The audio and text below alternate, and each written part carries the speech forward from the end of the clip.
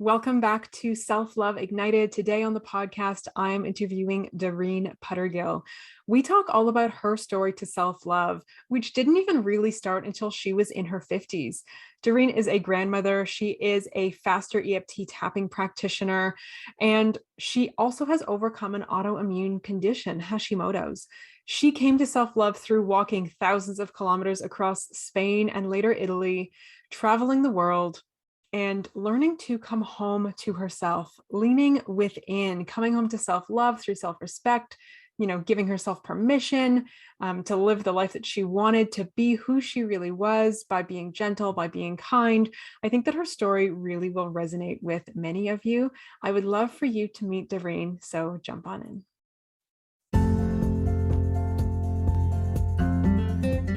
My name is Katie Allen, and this is Self-Love Ignited. Let's get to it. Welcome back to Self-Love Ignited. Today on the podcast, I am interviewing Darene Puttergill. I am super excited to have this conversation. I was recently a guest in her amazing Facebook group, and she agreed to be a guest right here. So I'm super excited to have you, Darene. Welcome to the podcast. Why don't you take a moment and introduce yourself to everybody? Oh, Katie, it's such a pleasure to be here chatting to you about this amazing subject. So I am a mother, a wife, and a grandmother. And I live in Noosa, Queensland, Australia, originally born in South Africa, hence the accent. And I've been living in Australia for about 22 years now. And I work in my husband's pharmacy. And there I have a consultation room as well, where I am a FasterEFT practitioner. That is a variation of EFT tapping. And I also do it on Zoom across the world with people. And I've been doing that for the last, say, 6 years. And just loving living life here very close to the beach. That's amazing. Yeah, I love what you do. And we will talk more about that. I also love where you live. Noosa is like one of the most beautiful places I've ever been. So that's amazing that you get to wake up there every day. Oh yeah, it's lovely. Yeah. So this podcast, as you know, it's in the title, is all about self-love, right? And telling the stories of people just like you who have come from a place of maybe not liking, not accepting, and definitely not loving parts of themselves to really, like embracing all that they are. So Darene, I would love for you to tell us your story. Where did your sort of struggles with yourself begin? Take us back to the beginning. Okay, so this has been my epiphany, and it honestly, Katie, it only started in my 50s. And it was realizing that I was this very sensitive little girl, and I had very young parents who were doing their best to make a living and to provide a future for me, because they came from very humble beginnings. But being that sensitive little girl, I made a decision that I was alone and that I needed to do so much now to gain my parents' attention and approval. And so I became the good girl. And in that process, I lost myself. And it just permeated throughout my life with friendships in workplaces.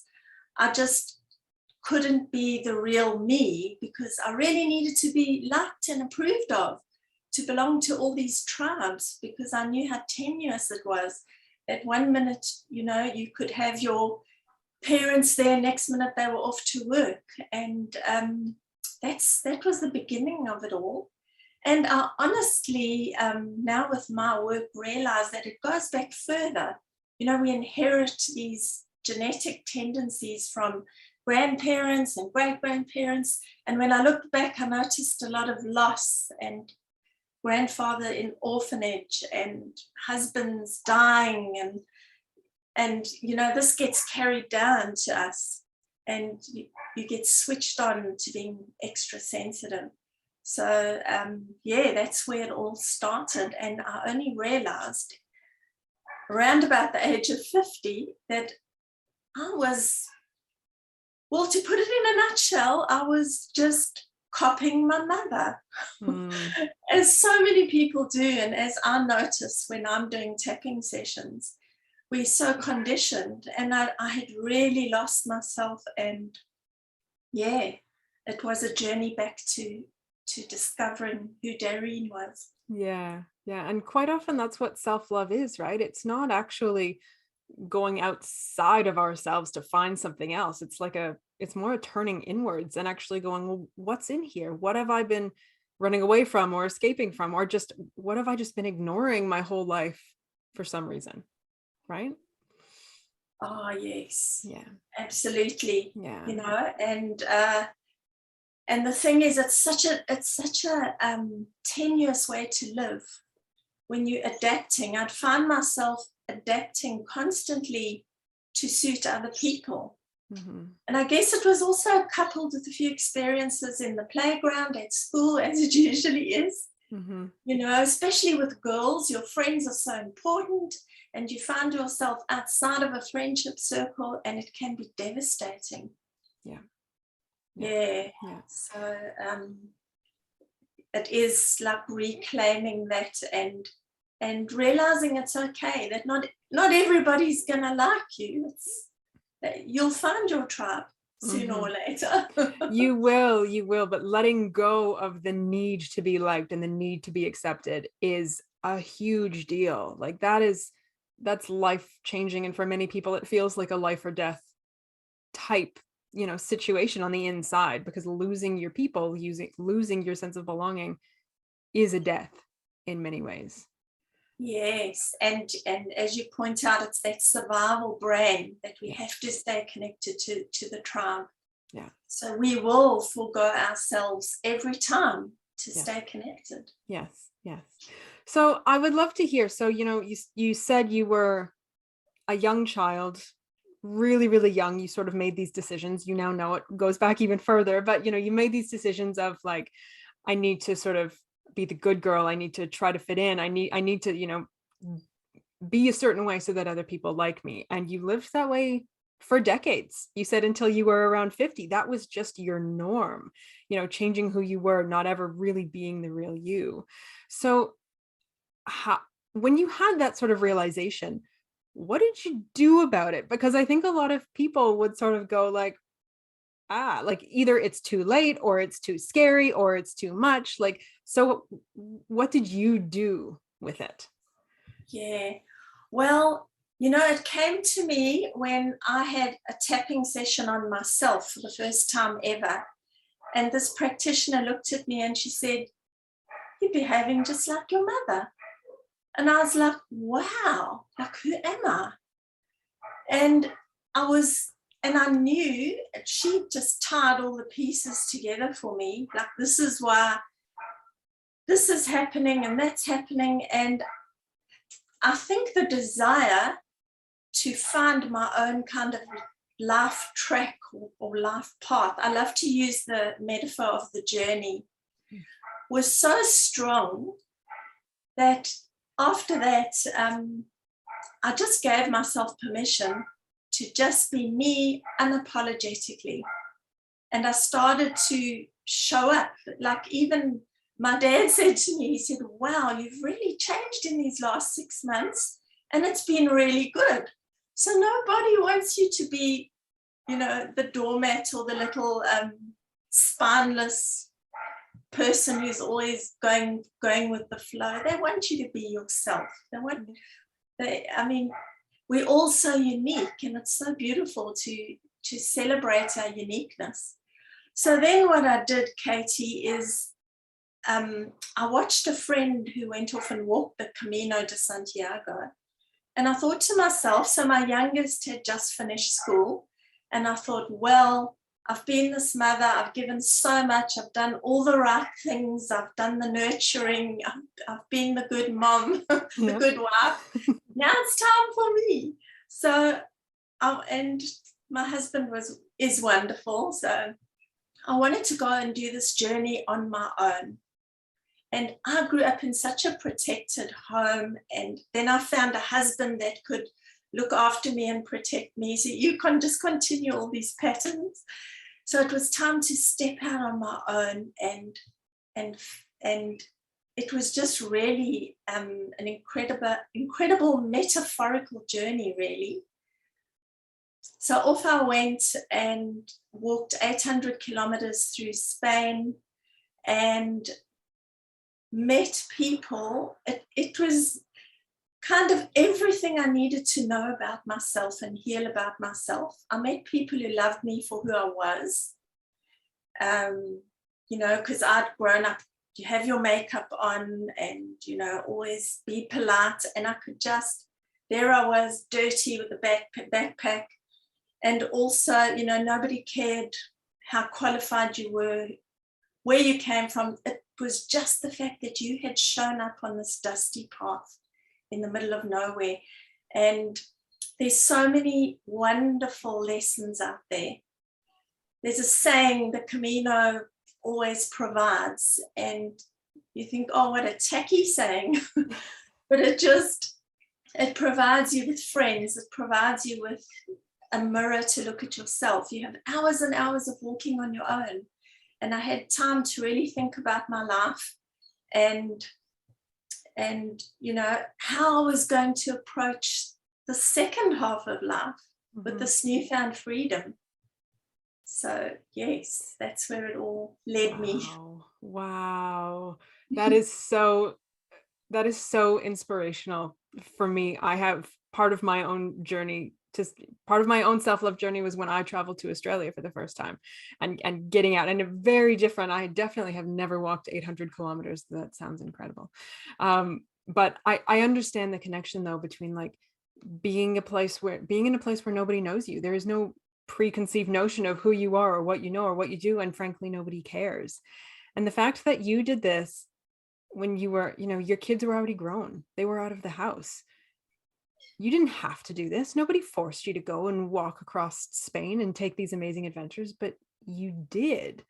And through that journey, you came home to yourself. I don't know if that term resonates with you, but that's just, as you're speaking, that's what I'm like visualizing, is it's like you were walking towards yourself.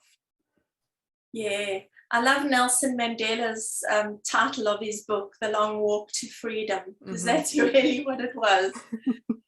And I ended up making a French-Canadian friend, and we are now best friends, because I was going to do this walk on my own.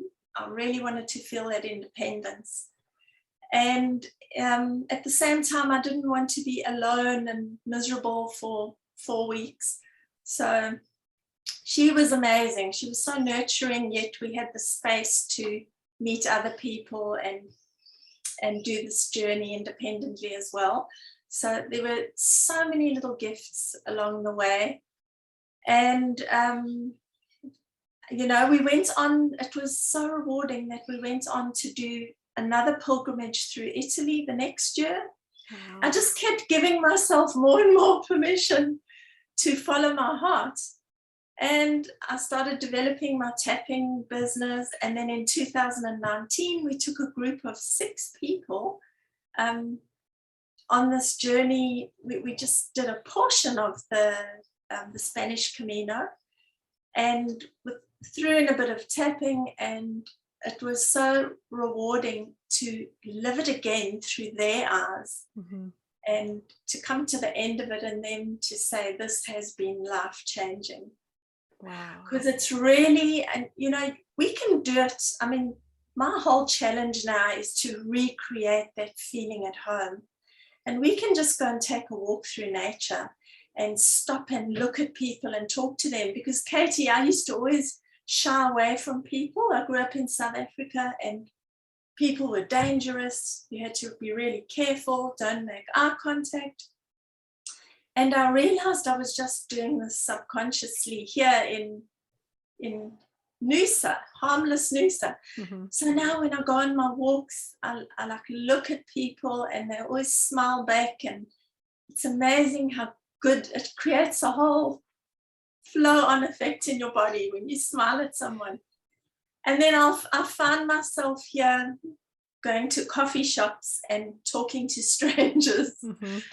And the old Darene would have never done that. Yeah. So I just see life as a wonderful adventure and opportunity to connect now, not only to myself, but also to other people. Mm-hmm. Mm-hmm. That's so inspiring. Wow. Yeah. And when you start connecting with yourself, you start shining from within too, and you attract different people. People see you differently. They speak to you differently, right? It's like it changes inside, but it also changes everything that happens on the outside. Oh, Yeah. yes. Yeah. Yeah. I'm curious, this journey that you've been on and that you are still on, because it is a journey, right? Do you identify with the term self-love? Does that feel true to you, or does it feel like something else? Yes, I think, I think there are many words that kind of come up.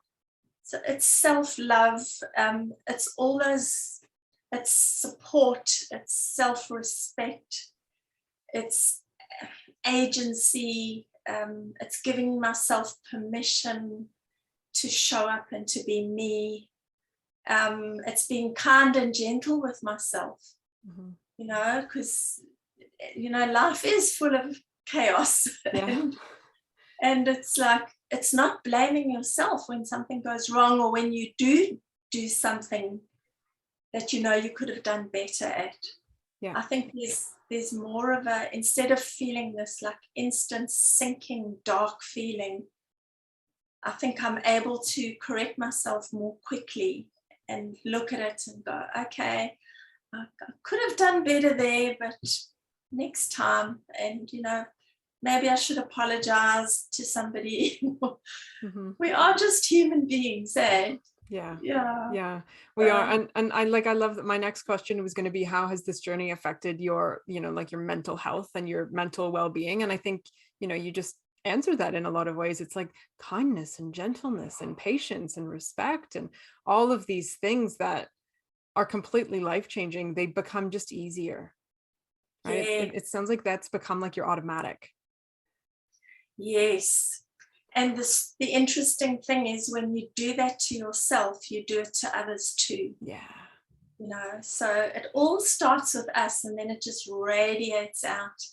And now, being a grandmother because I had 3 sons, and now I have a granddaughter, I'm like, wow, she's going to reap the benefits of this confident, self-assured grandmother full of permission. Not that this generation needs that. I think my generation did. And I love to see the confidence in the young ones now. Yeah. Like, this is me. Yeah. Yeah. Definitely. Definitely. I would like to hear about your path to entrepreneurship. How did this journey to yourself, the self-love journey to, self-respect and self-worth and kindness and all those things that you said, how has this journey impacted your journey to having your own business, building your own business? Oh, yes, it's been pivotal, because I could have never had an interview like this. I used to stammer and stutter. I mean, even when I met my husband and I met his parents, I used to hear myself put sentences together with garbled grammar. That's how insecure I was. Mm-hmm. And I know now that I can sit here and talk to you and be interviewed. I can sit across and talk to clients. And I'm a mentor for people. So people want a mentor who is also showing the way. And my story has just fitted beautifully into my evolution as a practitioner, a eutaptics FasterEFT practitioner. Mm-hmm. And it's been, years in the making of like learning to love myself and go on this, create a business at this stage of my life. Mm-hmm. And, funny enough, I trained as a journalist when I was young. I studied journalism. And I look back and think, how did I interview people? I was so demure. And I was thrown in the deep end in a newspaper in South Africa, and somehow I got through it with lots of blushing and mistakes. Yeah. But anyway, so it's lovely to be at this stage now where I can help other people find their true essence and go to those places where they lost it. Yeah. You know, there's always those core events for a lot of people, not for everyone. Some people don't remember, and just shine a light on where did I lose myself and how did I lose myself, and with great compassion that this happened to me, but it doesn't define me. And in fact, this has now shaped me to be even better on my new chosen journey. Yeah. Because I find people are often trying to launch into their own entrepreneurship, and there are things that are holding them back from really being their authentic selves. You know, they're worrying about what will my family or my friends think when they see me on YouTube, and, you know, or do I know enough? And, you know, and we go back to all those memories of school where you might have been shut down and decided you were stupid, and adjust those, because, you know, it's over now and you're living by them. It's so illuminating. Yeah. And loosening the past and setting you on this new track to your own freedom. And so definitely my journey has been pivotal. Yeah, I love just right at the end there, you said loosening the past. I think that's the perfect, I'm a visual person. I see things in my head as people speak, and I just see like letting go. And when you let go of something, it creates so much space to open to what you really want, right? Open to the present, open to the future, instead of grasping the past so much. Ooh, I love that. That grabbed me. I just wanted to point that out because I really love that.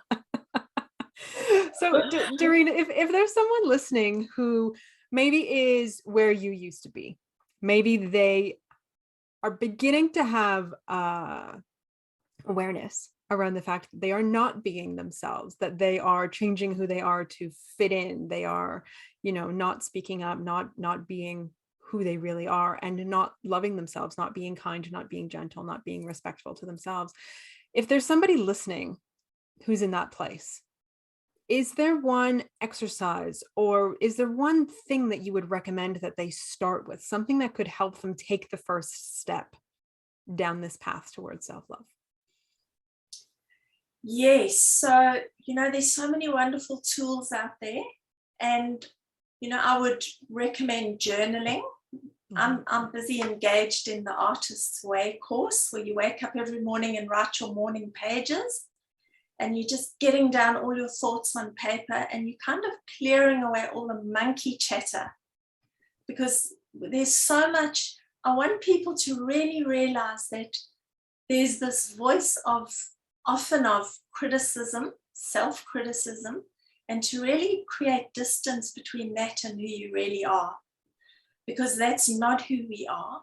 And so often it can be a parent's voice. If you were criticized when you were young, you now criticize yourself. And it's to really realize, create this distance. So when you journal, you can get all the criticism down on paper and look at it and go, wow, where does this come from? And do a little bit of analysis. Who spoke like this? And how has it served me to talk to myself like this? It's kept me in alignment with my tribe, probably. And it's no longer serving me. And another thing I would recommend is to go and get out in nature and just let your thoughts flow, stream of consciousness. I have so many downloads when I'm walking in nature. Ideas come to me. It's almost like you just plug yourself into the universe. Yeah. And the muse comes. I have all sorts of ideas. I'll like just dictate into my phone, because you forget. Yeah.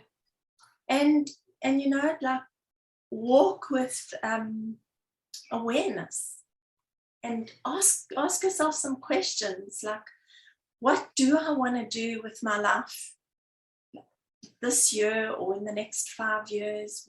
What's important to me? Like, what are the things I've lost? Like, you might have loved certain hobbies and you've given them away to fit in and to be part of somebody else's plan. And really, when you strengthen who you are, your essence, and you have to love yourself to do that, you start to find your track and what you're supposed to be doing. And I honestly believe that when you're doing what you're supposed to be doing, it's so natural, because your body starts to follow, your health improves.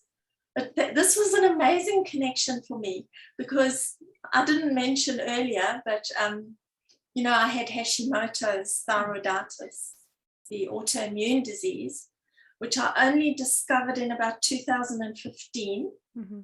And then I'd started my tapping journey, and then I could really understand where it came from. So my immune system was it was so jumbled up, because I was always on high alert, because I had to adjust for people and situations, and I was always in fight flight mode. Mm-hmm. You know, who should I be? What, I've got to do stuff, be stuff. Mm-hmm. And when I healed all of this inside of me, my diagnosis was reversed, so I no longer have it. Wow. So that's one of the absolute signposts for me that we're supposed to be who we are. Yeah, I love that. Yeah, you didn't mention that, because we talked about that like before. I remember speaking to you about that, and you didn't mention that at all before, but that was a really pivotal part of your journey, right? Was this health diagnosis and connecting those dots. Yeah. And I love looking for the signs, you know. If that was a sign, like, why would I discover that when I'd already started my healing journey?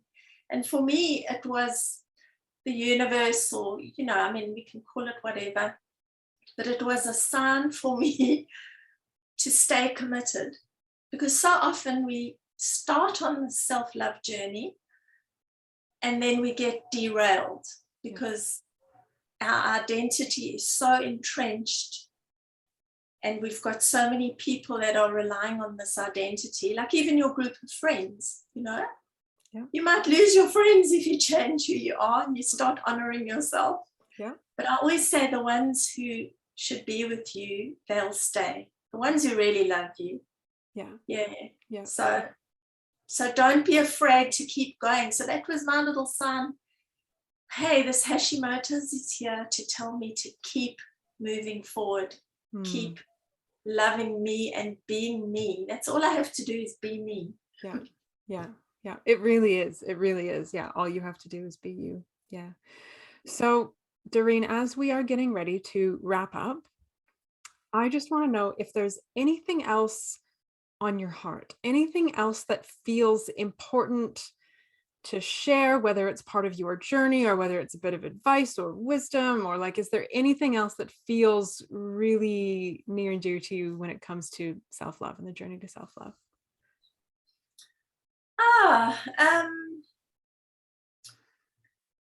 You know, I'd say it all comes down to you giving yourself permission. So do whatever you can to find that opening. And quiet time is definitely, it definitely starts there. You start to loosen it and peel away those layers. Yeah. So really, I would say make yourself a priority. If you make yourself a priority, your partner will benefit, your family will benefit, you'll become a lighthouse for everyone around you. Yeah. And go and try out, I know there's heaps of modalities out there, but go and try out some tapping, Yeah. because it's a tool that you can use yourself. Yeah. Yeah. Like if I'm feeling a little bit under the weather, and as we all do, you know, we go through cycles just like nature, I will just notice it and say, okay, so what is it? Why am I feeling so shitty today? Mm-hmm. It's there's that rejection piece, you know, that person didn't invite me and it's brought up that feeling of rejection. And then I will just notice it and say, let it go, let it go, let it go. I'm safe to let it go. Yeah. It's not it. I've given it meaning, and it's okay to love me. They love me. I love me. We're all trying our best, and I'll talk myself through it and just bring it down. So it's a lovely self-help tool. Yeah. And I know you use tapping as well. So I love you in your Instagrams. Thank you. Showing people how to do it. Yeah. We use different styles of tapping, but the essence of it is the same, right? It's just whatever resonates with you most. But yes, tapping is a beautiful tool to help on this journey. Definitely. Yeah. You become your own guru. You do. Absolutely. So I think we are going to leave it there. I've loved talking to you. I do want to say as well that all of the links to find you are going to be in the show notes. So if anybody's interested in finding more about you, the amazing work that you do with EFT, if they want to join your Facebook group, if they want to find anything about you, all of those links are going to be in the show notes. So it's nice and easy to find you. You can just click on through. So Darene, thank you so much for joining me. Thank you for coming on and sharing your story and your wisdom and being a ray of hope for somebody who maybe hasn't really found that yet. I think that our stories are powerful, and I'm grateful for you coming on and sharing yours. Oh, thank you, Katie, and thank you for igniting the world of self-love with all the work you do. It's so appreciated. My pleasure. I love it.